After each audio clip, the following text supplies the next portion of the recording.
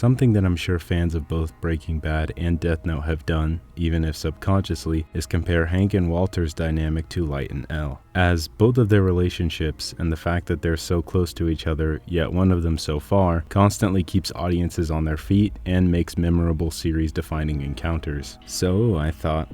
why not? In this scenario, I'm going to be having El work alongside Hank as a sort of DEA agent, or Interpol just lets El go to Albuquerque to aid in the investigation for whatever reason. It doesn't really matter one way or the other, but what does matter is at what point El decides to join the investigation. As it is detailed to us in the Los Angeles BB Murder Cases novel, El is only known to take or entertain cases that have more than 10 victims or if there are millions of dollars at stake. Knowing this, I think the ideal moment to drop El into an investigation against Walter is at some point during Season 3 or late Season 2, as although not all of them were victims, so to speak, 10 people had died by the time Season 2 rolled around in relation to Walter's business. And there is also Gus's offer to Walter of up to $3 million just to cook for him for 3 months. At this hypothetical time that El would join the investigation, Walter is already in quite the vulnerable position. His confession to Skylar has him separated from his home after their relationship has become increasingly strained due to her uncovering his bending of reality, alongside Jesse's reliability and commitment to the business waning after the death of his lover Jane, as well as his friend Combo. But how would these vulnerabilities and El encroaching on this moment in Walter's story play out for the both of them?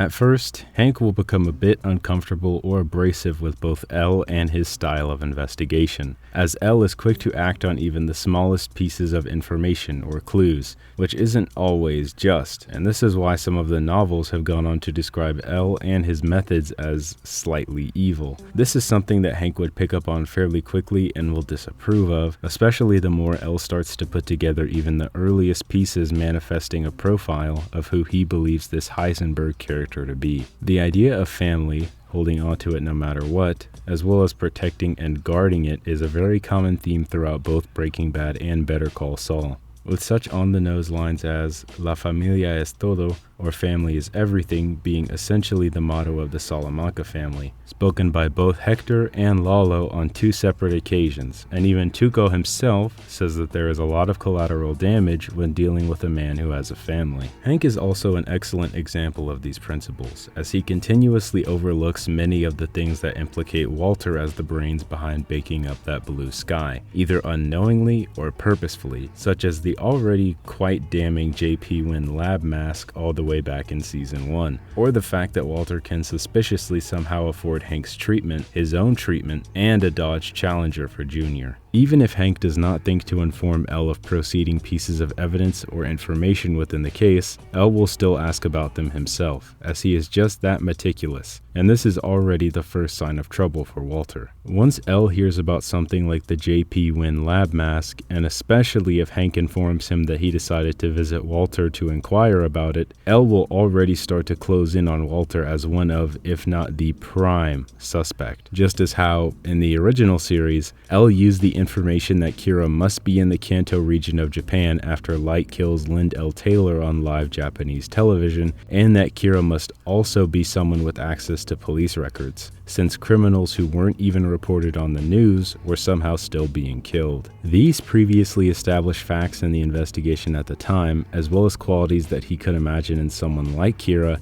is what he used to begin looking at potential suspects. A protective mask from a school chemistry lab where the demonstrably overqualified teacher who is on a teacher salary, working 2 jobs to barely make ends meet, and is now suffering from a terminal illness that requires treatment, is one of only a few known people with keys to get into the lab where the mask originated from before it was found at a meth cook site. These details that even Jesse puts together to find out why Walter truly got involved in the business in the first place is something that El would undoubtedly put together rather easily, and once he does, he will inform Hank that he desires to approach or confront Walter just as he had approached Light at his school. since when he decided to narrow in on the people that Ray Penber was investigating before he died, he only ruled out directly questioning them because he was afraid of the task force members being supernaturally murdered by Kira. Whereas the profile of a Heisenberg in L's mind, especially if he begins to seriously think that Walter is his prime suspect, will not be the type to get to that point of aggression or violence. Even more so if Hank potentially attempts to deter L from getting onto Walter too much by talking about him the way he did at his 50th birthday party, insinuating through insults and his infamous dude bro locker room humor that he believes Walter is too meek or cowardly to be the brains behind the operation. L would use this against him by telling Hank it would be a simple, innocent interview, then attempt to put his mind at ease, saying that he only minorly suspects Walter, and Hank has nothing to be afraid of, similarly to what he does with Soichiro or even the entire task force by saying that Light is his friend, when in reality he despises him and revels in picking his brain to see how he can get him to potentially slip and confirm his suspicions. L also does this after their tennis game, telling Light that he does suspect that he is Kira, but only by a factor of 1%. Light picks up on this, saying that if it's anything other than a 0, then his freedom is still at immediate risk, and L then justifies this paranoia by monologuing to himself later that his suspicions of Light have actually gone up to 7%. And this would be a similar case here, where L would want to interview Walter to assess whether or not his personality matches the profile he has in his mind of who Heisenberg is, or he may become interested in him regardless of his suspicions, since, like Light before him, L may consider Walter's extensive knowledge regarding chemistry as something noteworthy. He most likely won't full-blown ask him to join the investigation and start hanging around the DEA offices, but he may ask him basic chemistry-related questions like, where would one find chemicals necessary to cook blue sky and reach the full extent of its potent purity? And Walter, being timid or even somewhat cowardly when confronted about deep-seated personal truths or the reality that someone is getting closer to discovering the truth regarding his criminal activities, will not be able to handle such direct questioning and could potentially incriminate himself with his body language alone. Since, remember, L not only placed Light under surveillance to see if any murders would take place under their watch, but also to get a read on who the Yagami family are as people from afar, and how they would react to being almost directly confronted, as is evident by L airing the fake news announcement regarding Interpol sending over 1,000 detectives from all across the globe to aid in the Kira case,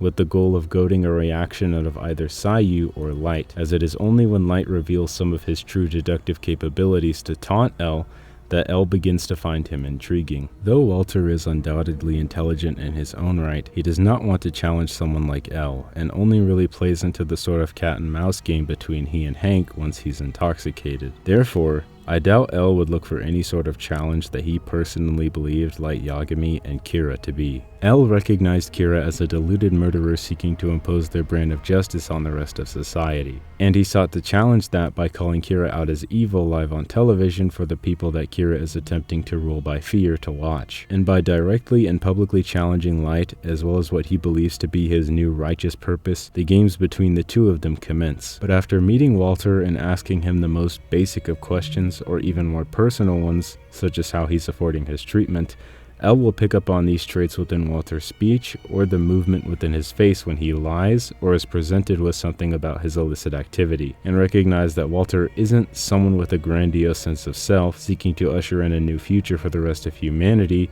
based on their own restrictive and narrow view of reality, but rather simply another illicit salesman on the street, just one that's profoundly more educated than the average thug or addict. After meeting and potentially questioning him, L may desire to place bugs and cameras through Walter's home, in which case Hank will most certainly put his foot down and begin to become aggressive with L, as Hank was only willing to use any sort of surveillance on Walter when he had something as concrete and undeniable as Gail Bedecker outright stating that they had worked together. But I don't see L letting up on this particular issue anytime soon, as he has no other leads or suspects, and to someone like L, evidence as incriminating as the JP Wynn mask is practically enough to put him in cuffs, alongside Walter's self-destructive behavior manifesting around this time as a result of his failing marriage as well. And Elle would more than likely find it strange as to why a mother would leave the man providing for their son and new newborn daughter around the time she was born. Elle will decide to question Skylar eventually about this, but whether or not she will outright divulge any useful information to Elle is up for debate, as she is still holding on to her deal with Walter and won't even give him up after Junior calls her a bitch over their separation, and Walter still continuously shows up at the house. The same could also be said for Jesse,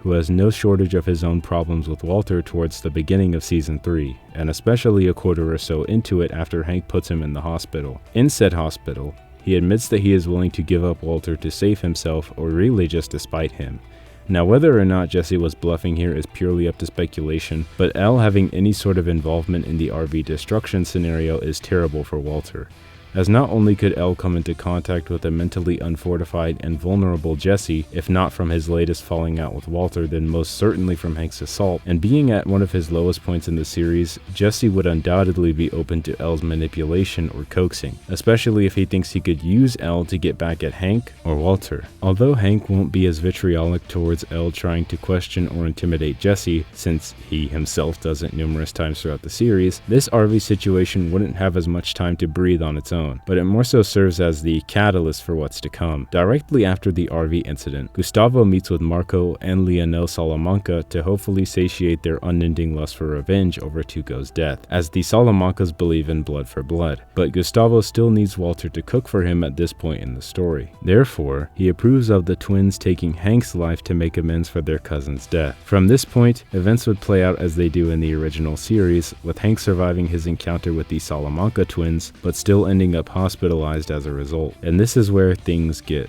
complicated. Hank was already suspended following his assault on Jesse, but him being full-blown hospitalized is another matter entirely. As he is no longer on the investigation, there is no one to stop Elle from going all the way and trying to find something to definitively incriminate Walter. If Elle was doing this no holds barred, he may go the route of holding Walter alongside Jesse as well after the RV incriminates him. Then once sightings of Blue Sky inevitably come to a grinding halt, Walter and Jesse are finished. The only problem with this is that the DEA will most certainly not approve of these methods or allow him to go through with them in the first place, and the circumstantial evidence obtained through restraining the two will more than likely not hold up in an American court of law, and Elle himself could be charged with false imprisonment. With Hank still out of the picture, however, there is nothing to stop Elle from planting cameras, wiretaps, or GPS trackers on Walter's car, his apartment, or the White's house. And although Walter probably won't go around screaming that he cooks blue crystal, there are conversations that Walter has and other things about his daily routine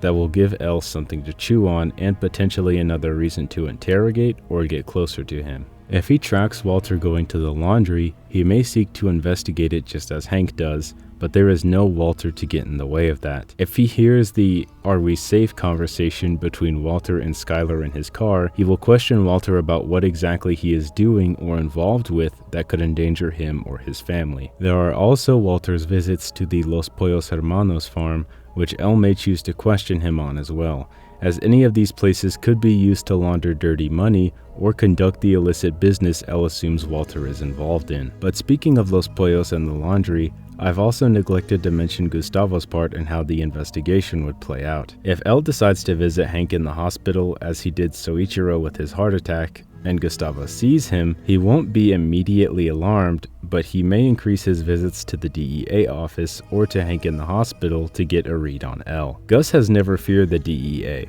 or its agents, hiding blatantly in front of them and at one point even taunting Hank to keep looking for him after he confronts him about his lack of history in Chilean records. What Gus did notice and was wary of, however, was Walter's insatiable ego, his cowardice, and impulsivity, and if he believes Elle to be someone who could exploit those traits to get Walter to break, he may decide to get rid of Walter a little earlier than when Jesse kills Gale, just as he did with Werner Ziegler in Better Call Saul, when he proved himself to be a liability while Gus was being investigated by Lalo Salamanca. And this could be trouble for not only Walter, but Elle as well. In fact, Elle or Jesse dying means that even if he could prove after Walter's death that he was indeed Heisenberg and the one behind the Blue Sky, Elle alongside Hank or even the DEA themselves would consider this as a loss. as detailed in the Los Angeles BB Murder Cases novel, where the killer beyond birthday or backup L considers killing himself in Samurai Shodown 5 Special and pretending to be one of the victims in the case. Therefore, L could never really prove that B was the killer and would be unable to solve the case, thereby surpassing his predecessor L, as was his goal all along. Hank holds a similar belief where, in the infamous "You Got Me" scene, he acknowledges that Gail Bedecker is more than likely the Heisenberg he has been chasing,